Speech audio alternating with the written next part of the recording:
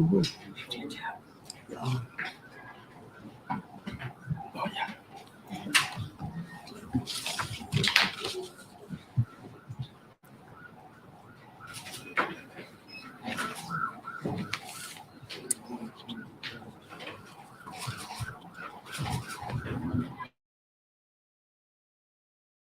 good morning,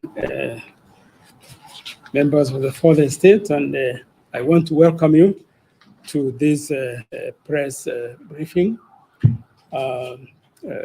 With me is the person of the Commission,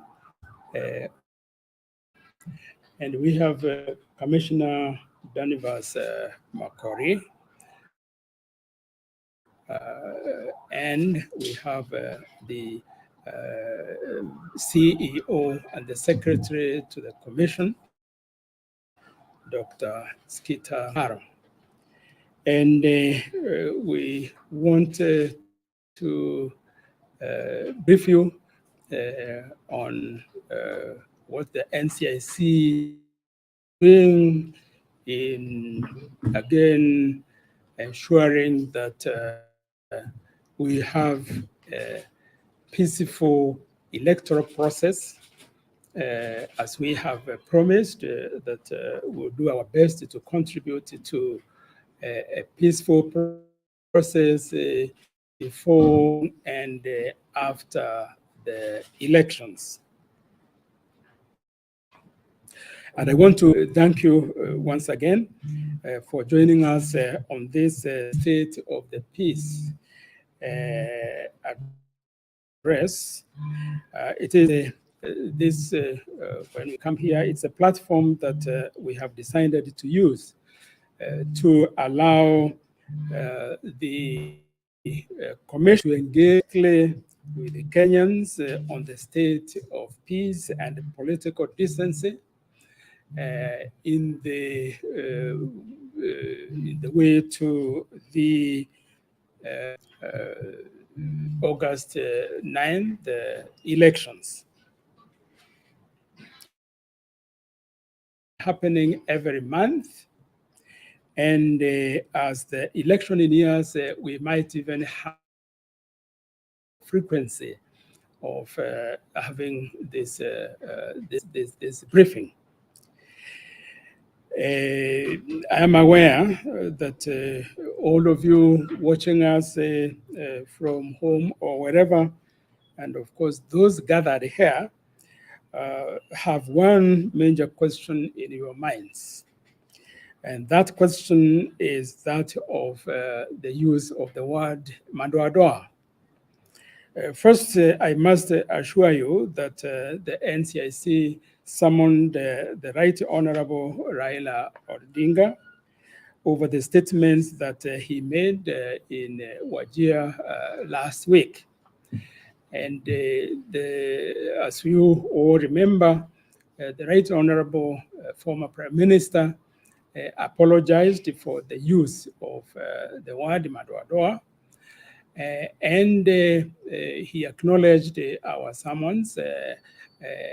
He was originally to take place yesterday, but he said that he is away from Kenya, and once he comes back, then we'll have time with him where he will explain to us and talk to Kenyans what really he meant.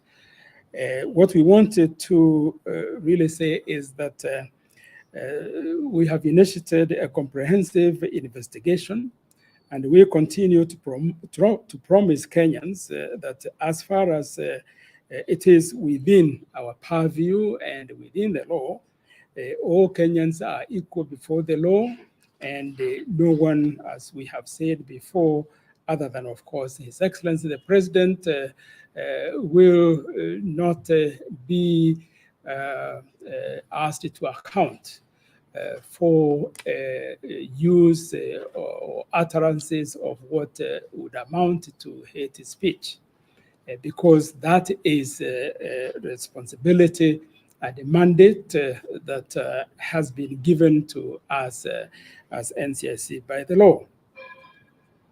In the same vein, we are going to publish a list in Kiswahili and English and vernacular words that constitute coded hate speech.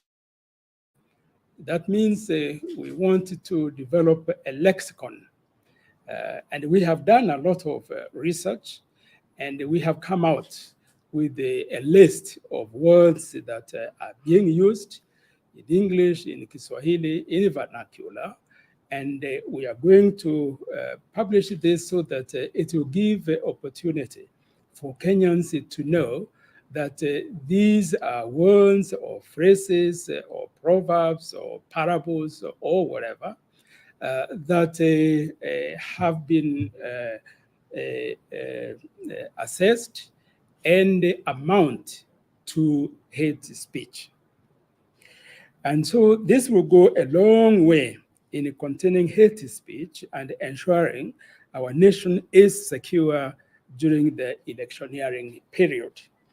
The NCIC has declared all-out war against the hate speech and will be meeting with all key stakeholders within the investigative, prosecutorial, and the judicial sectors to streamline the curbing of any possible violence in the country.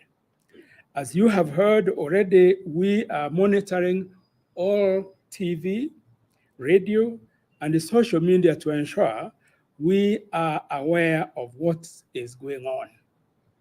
At the same time, we need to ensure that evidence gathering is done professionally and as quickly as possible.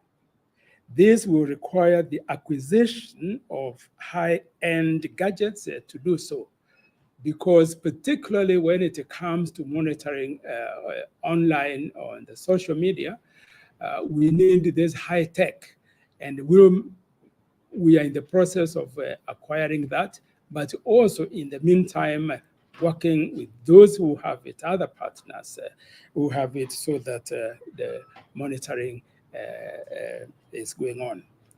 We are also in talks with the Interreligious Council of Kenya, with whom we will meet next week, so that we will craft messages of peace. And these messages of peace will be read in the places of worship on Fridays, Saturdays, and Sundays.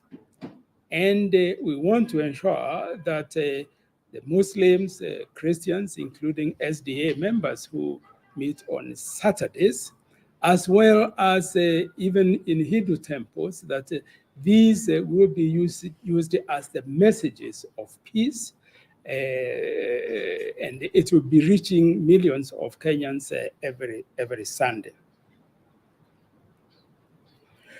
And with that, I wanted to say that by using this platform, as I said, we will continue to update Kenyans on the state of peace and the political decency as we move to the August 9th elections. And with that, I wanted to then welcome the Vice Chair, so that she will take us through the next stage of this presentation.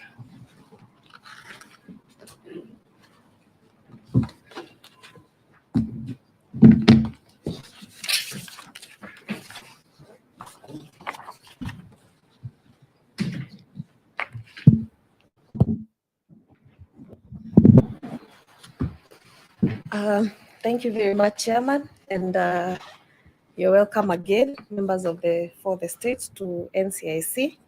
My name is Wambui Nyoto. I'm the Vice Chair of NCIC. As we move closer to the general elections scheduled for the 9th of August 2022, the National Cohesion and Integration Commission has together with her partners, enhanced her programs to attain a violence-free elections.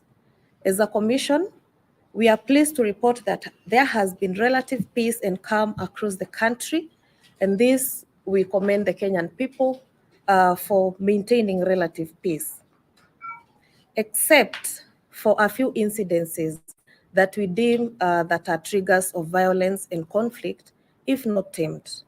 We have witnessed intense competition and electoral reforms that have spawned new coalitions. These coalitions have provided space for a tight race that has elevated political tensions across the various political divides. The fluidity of these political identities, coupled with the understanding of the persons involved, is definitely propagating some contempt among the voters. Therefore, as a commission mandated to facilitate peaceful coexistence among all Kenyans, we are urging Kenyans from all walks of life to guard the peace that we have always enjoyed and ensure that there is elections bila norma. We also note that there is increased stock theft. Stock theft is currently being used as a trigger to cause tension and conflict among communities living along the cross-border areas. We are perturbed with the emerging trend in Nyanza region especially, which has largely quite up to very recent in January 2022, witnessed cross-border tensions. We want to urge the communities living in these areas, that is Kisumu, Kericho, Nandi, Kisumu, and Kuria East borders, to maintain the peace they have always enjoyed in the past, and not to allow a few criminals used by certain individuals to cause ethnic division. The Commission is closely monitoring the following identified hotspot areas in Kisumu, Kericho, and Nandi counties. These areas are the Koguta, which is in Mohoroni, Kericho border, Londiani, Sondu, that is the neighboring of this region, Nyagacho, which is an informal settlement in Kericho, Chebao area in Liten ward, Bureti sub-county, and Kosait ward in Ainamoi sub-county. We urge the security teams to be alert and deal with the criminals and individuals behind the intercommunal conflicts occasioned by stock theft and incitements. We are aware of the objectives behind such vices is to cause internal displacements. The NCIC remains committed to resolving the roadblocks to peace identified and the ongoing conflict hotspot mapping is happening in administrative provinces. It is being carried out by NCIC, and we have identified the following additional counties for possible political violence. That is the northeastern and coast regions. Commissioner Danvers Makori will take us to the next part of this statement.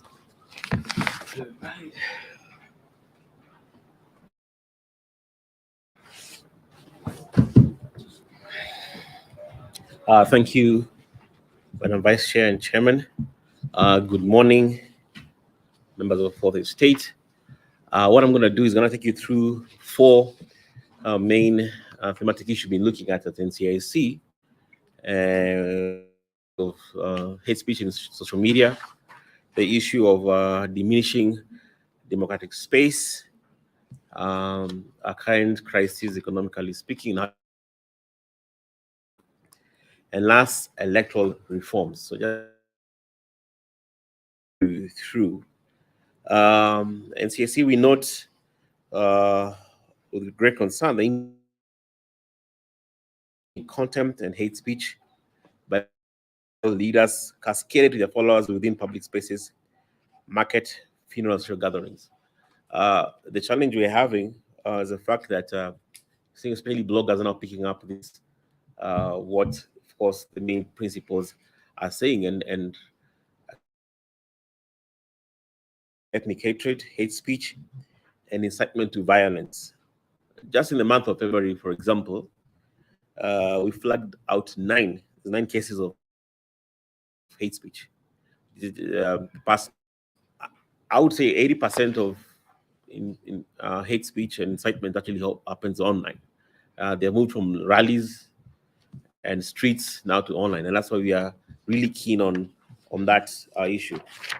The main perpetrators of this are ardent followers of 2022 politics of secession, largely Azimio la Umoja and Kenya Kwanza, both formations, both factions. Their bloggers and their followers are really pushing dangerous rhetoric online. The increasing political utterances such as Madoadoa in the context of political rallies is causing discord among communities living along the border settlements, which is largely interpreted to mean non-locals. The second issue is diminishing democratic space. We are talked about criminalizing of coalitions and politicians who decide to align themselves with political formations.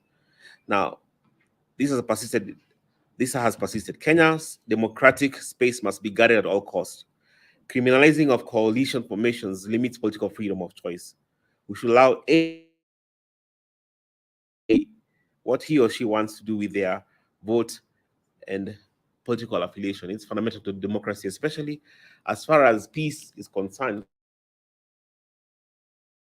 to be part of any formation they want to. Now, when you criminalize or call people names when they join a political formation, it undermines not just democracy, but even just the very essence of rule of law, because our constitution guarantees that you have that liberty and right. The third issue is the current crisis in inflation and how it relates to peace. Kenyans are faced with numerous challenges due to increasing economic burden arising from the impact of COVID-19 pandemic, elections fever. The Russian-Ukraine war has exacerbated this. Peace is priority number one for Kenya. Peaceful election at all cost. We call on leaders to respect the desire of the people. You might recall that in 2008, long-term issues was addressing inequality, an issue of economic reality of our country. The more we see inflation coming, the more it undermines peace and stability as far as we are concerned. Make sure this is actually taken to note. The last part issue I'm going to, as we are all aware, the issues that were of concern to Kregler is amendments of election laws immediately before elections. As of now, there are pending amendments to election laws. We therefore advise Parliament to bring certainty as to what the players expect, thereby avoiding surprises and ambush, which are a recipe for contestation and chaos. Further, we call upon stakeholders in electoral process to keep political players and Kenyans abreast in the process. As you know, we just have a few months to election. We know that. And Craig was very clear on that issue. So ours is to advise Parliament to make sure that this is fast-tracked so that all players know. We just had an issue the other day with the last bill that came. The politicians were actually confused as to what is not. I'm going to invite the chairman to give us the updates on various peace initiatives that we are doing as a commission. Chairman.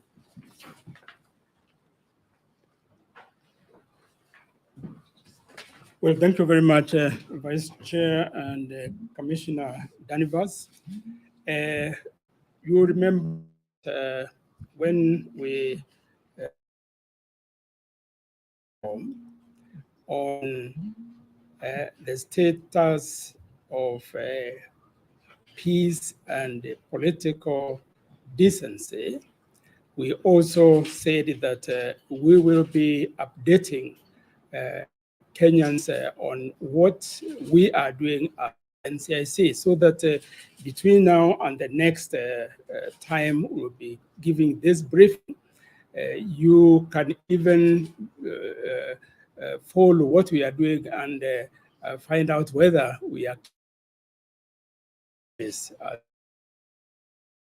There are 6 areas of initiative I wanted to share briefly as the last part of this presentation. And the first one is to do with the National Cohesion and Integration Bill. This is amendment bill which is currently in Parliament. It has undergone the reading, and now it has been sent back to the Parliamentary Committee on National Cohesion and Equal Opportunity for consideration and for subjection to public participation and final reporting. Now, we have been invited by the committee to meet them on the 4th, so that we will then once again, as NCIC, look at that bill, areas that we still want to emphasize. Now, the second initiative that we have is targeting nationwide peace campaigns. And as we said here, we have initiated in 6 counties the work on campaigns, peace campaigns. Nakuru, Migori, and Homa Bay. The third is that in collaboration with the 12 institutions, Uwiano Platform for Peace has been revitalized. This took place a week ago when we had unveiling of the revitalized for peace. This is the most comprehensive platform in terms of those who are working for peace, particularly at this time, and there are organizations that sitting in the Uwiano platform. And the platform is key in creating synergies among state and non-state actors to mitigate electoral violence across the counties. A strategy for the period 2022 to 2023 was launched on the 8th of March. The fourth one is that conducted international dialogue intergenerational dialogue between youth and elders. And again, this took place 2 weeks ago. The theme of the dialogue was violence-free elections. And a documentary production on hate speech to create awareness among Kenyans, and particularly the youth, and is that which will have both the youth and the elders to continue to work together on this, and they will feature in this documentary. The fifth is that in partnership with the has developed a national action plan for hate speech. And the plan will go a long way in consolidating the efforts for mitigating hate speech and ethnic contempt. What we have done is that we have, there are 3 parts to this particular initiative, and we are working with the UN, the Office of the Special Advisor to the UN Secretary General on genocide and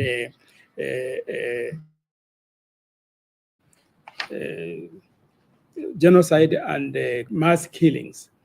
And together we have worked in a way that ever national on hate speech. So once this is launched, Kenya will be the first country in the world to come up with a national plan on action against hate speech. So we are looking forward very much to that, and that will take place in the coming days. Finally, we have continued monitoring different political rallies and the investigations of hate speech cases.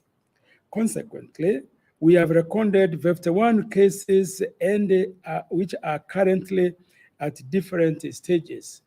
And the last time when we addressed the media, we actually gave a very detailed list of the status of these cases.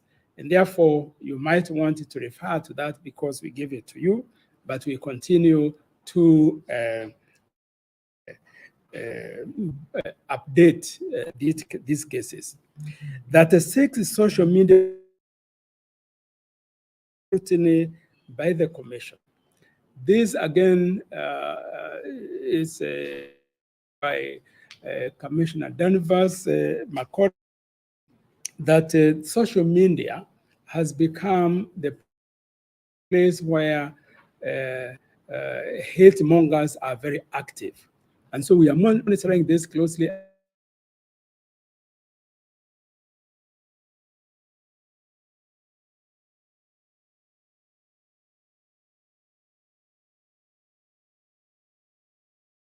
And Meta, we are actively monitoring and tracking these cases. And some of those that will be found to be in contravention, the Communication Authority, in its as part of its mandate, will pull them down. And we are recommending which ones should be pulled down, particularly those that we know and do and have been using the words or phrases earlier on that will come with a lesson for this. So we come to the end of our presentation, and we want to again for turning up this morning. Unless there is a question or two which we can entertain, then come to an end. Yes? My name is Martin Wani from You say the letter of Inga was supposed to appear yesterday at the commission, but he was away. So once he comes back, will he appear? Yes, we have agreed with his office that once he comes back, we'll be in touch, and therefore he will appear. Well, I must say that we as NCIC, we have seen how cooperative the Right Honorable Raila Odinga is, and I think he's a very law-abiding Kenyan. And I think it's a show of statesmanship that in spite of his position, although that he apologized publicly, and he said once he comes back, we'll then have time with him. We'll have his time. My name is Abdulaziz Hashim from MPTV. Chair, a question that my colleague has just asked you. Last week when you issued the statement that you were summoning Odinga here, many thought it was a mere stand. Is that the case? And the other issue was, last briefing, you said that you will equally dispense justice to both political divides as well. You saw what happened with Leturi. Following his sentiments in Eldoret, he was captured by the PCI the following day. After the ODM leader spoke in Wajir, nothing happened. A few weeks later, then NCI statement. Not a few weeks later, it's 2 days later. As we promised, we are treating all Kenyans equally. If you have followed what happened with the case of Senator Lentori in Eldoret, he was arrested so quickly was because the DPP directed that this be done. Now, for us as NCIC, what happens is once a leader say mentions, as I have said in the case of both the Lentor, then we have to make sure that that first of all is genuine. We must ensure that we have witnesses who can be admissible in court. And once we are sure, then we issue summons.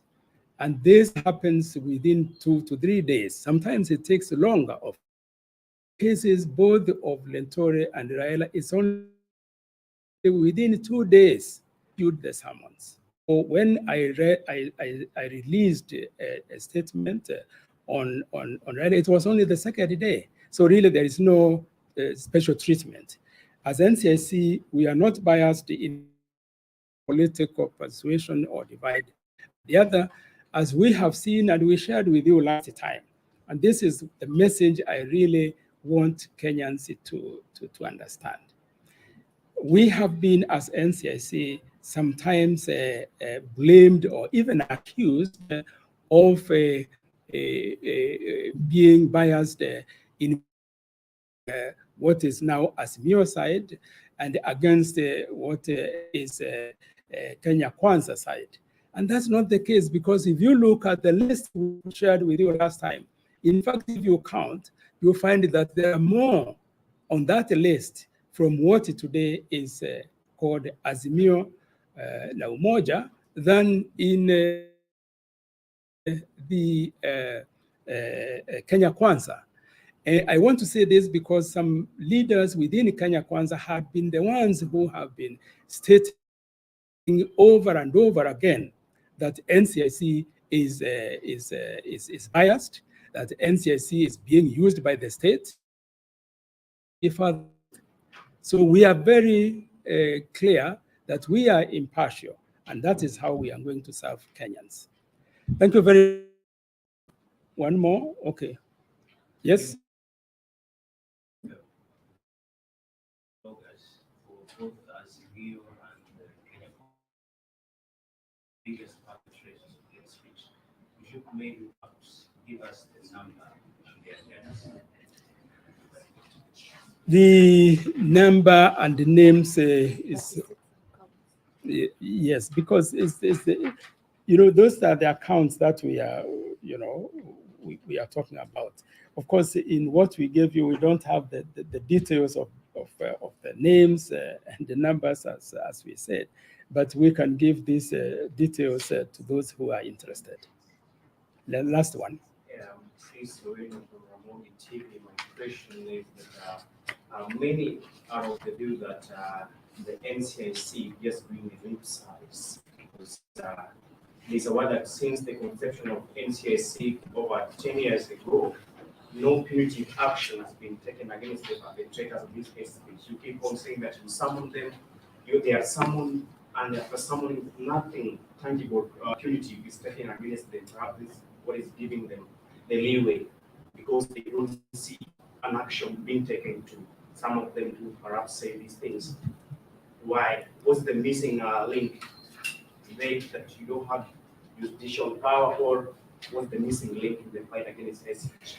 I think it's very important for us to reiterate what we have said before, and so that you will understand how these cases of hate speech happen. Once there is a perpetrator, the NCIC is the one that begins the action, whether it is in a public rally or now in social media. We identify and then we do investigations, provide the evidence, and then once the evidence has been provided, we give it to the DPP.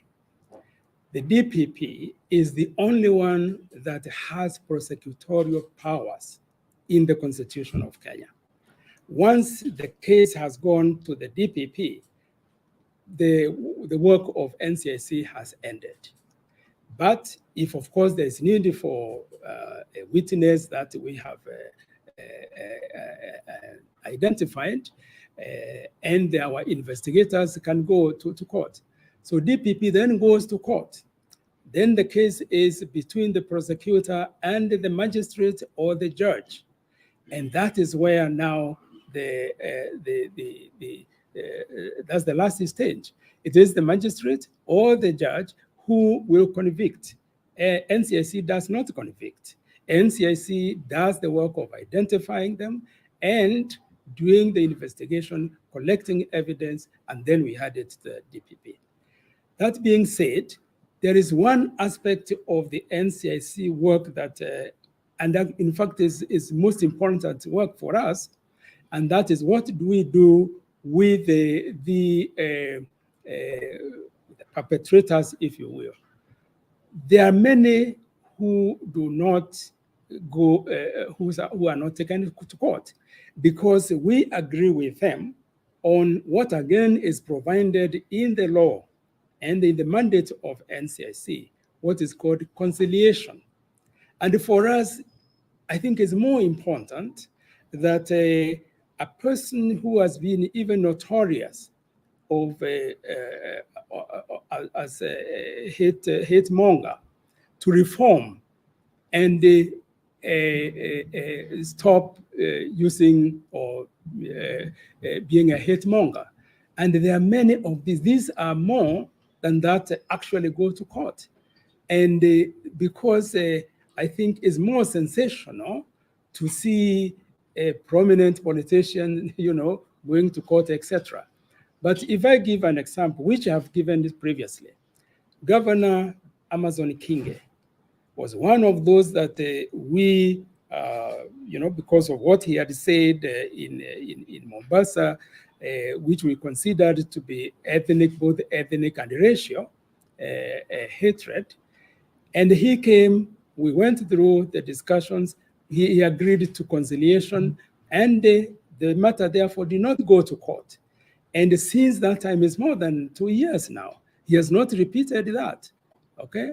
So this is really a very important part of the work of NCIC. There are many who have reformed after we have summoned them, and we have gone through the conciliation process. So I just wanted to take a bit of time to clarify that so that you know that while there might not be many who have been convicted, there are many who have reformed.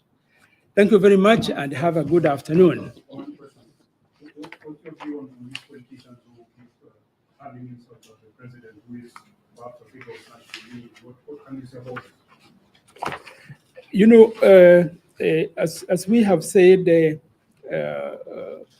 the state of we talk of the state of peace and the political decency.